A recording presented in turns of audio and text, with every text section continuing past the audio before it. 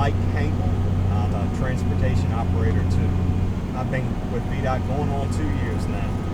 On a typical day with VDOT, we'd be patching potholes or pulling shoulders down or sweeping the curb and gutter pans. If a snowstorm comes up, you got to change your whole mentality. Get down and get it. You have to make sure the salt is there on hand. Plows got to go on the trucks and spreaders. We work 12-hour shifts rotating. I work 7 p.m. to 7 a.m. We typically get a 30-minute break for dinner, but typically when it's constantly snowing and the lanes are constantly getting covered up from the time you turn around to go back in the opposite direction, sometimes you don't want to take a break because you don't want to lose the road. I generally take a bottle of water with me, stay hydrated. Typically at night I don't like to eat anything myself, but tonight my assignment is Broad Street from Parham Road down to the city limits at 33. It's a high volume of traffic, so everybody's got to go to work, and for the most part most people work in town, so you got to keep Virginia moving.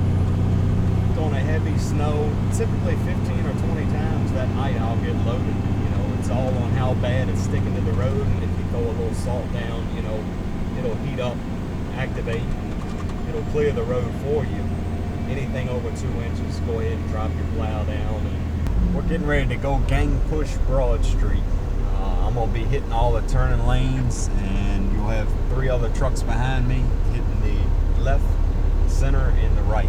We're spreading and pushing, so we're getting all the snow off this road completely. With this joystick, I'm controlling the height of my plow, up or down, or left or right. It takes a little practice. Typically after the first good snowstorm, you know what you're doing with it. You just have to be careful of all the curb and gutter. You can see the curb line, but you cannot see the manhole lids. Like the first day of the snowstorm, you have to really force your body to go to sleep, because you only have 8 hours of downtime before it's time to come back in and start your shift over. I have an 18-month-old son, and he stays wound up, so when he comes home from daycare, he wants to play with his dad. You got to spend time with your family and your children, but you also have to realize you have a job to do. I mean, my wife and myself knew what I was in for when I came to work for VDOT, so she's real understanding about it. Like I said earlier, you have to keep Virginia moving.